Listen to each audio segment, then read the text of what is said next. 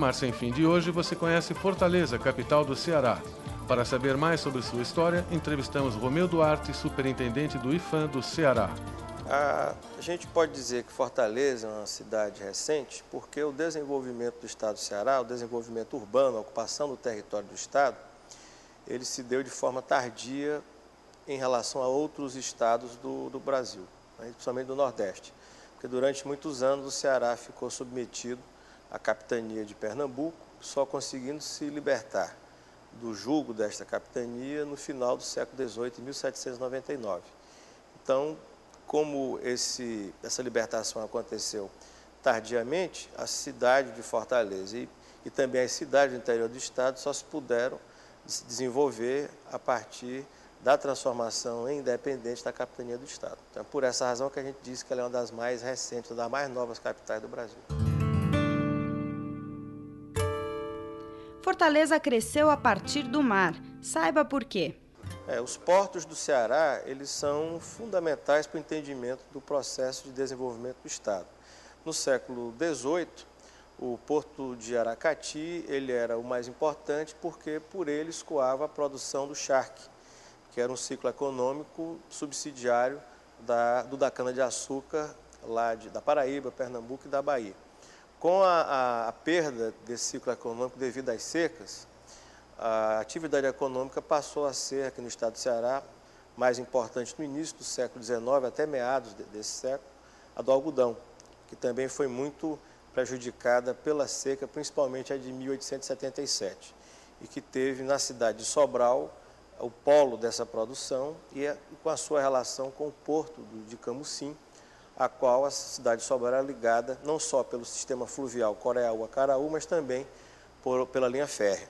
E somente a partir dos meados do século XIX é que a cidade de Fortaleza, também através do seu porto, por uma orquestração política dos mandatários aqui da cidade, é que fez com que a produção de bens, oleaginosas, algodão também, escoasse pelo porto de Fortaleza, o que fez com que a cidade se transformasse, de fato e de direito, na capital econômica, administrativa e política do estado do Ceará.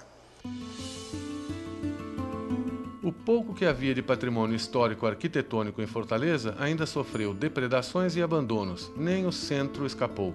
Nesses últimos tempos, o centro da cidade, que é o local onde existem ainda os principais remanescentes desse patrimônio, perdeu muito com essa falta de cuidados e o que restou basicamente está contido na área da Praça dos Leões, onde nós temos a Igreja do Rosário, que talvez seja a única edificação do século XVIII ainda existente na cidade, que foi recentemente restaurada, o Palácio da Luz, que era a antiga residência dos governadores do estado, a antiga Assembleia Provincial, onde hoje funciona o Museu do Ceará, a própria Praça dos Leões, o Hotel Brasil, a sede da Caixa Econômica Federal e o edifício das seguradoras, o que conforma um pequeno museu de arquitetura evocativa, principalmente do ecletismo, que é o estilo arquitetônico mais destacado, que talvez melhor expressa a evolução da arquitetura da cidade de Fortaleza. Um outro trecho é o da rua Dr. João Moreira, em que nós encontramos os remanescentes da Fortaleza, a sede da 10ª Região Militar, o antigo Hotel do Norte, o Passeio Público, a Associação Comercial, a antiga Casa de Detenção de Fortaleza, onde hoje funciona a empresa cearense de turismo, e no final do circuito, a Estação João Filipe com seus armazéns.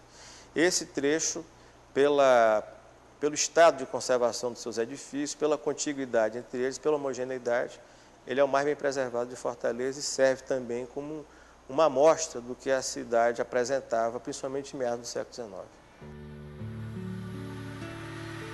O prédio mais interessante do patrimônio da cidade foi construído para representações de arte dramática. O edifício, a parte de ferro fundido, foi toda ela importada pelo governo do estado à época, da empresa Walter Macfarlane Sons, lá da cidade de Glasgow, na Escócia.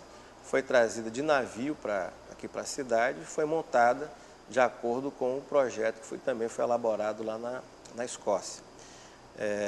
Ela é composta de uma série de elementos em ferro fundido, em aço, e tem na sua estrutura e nos detalhes Art Deco o seu maior destaque.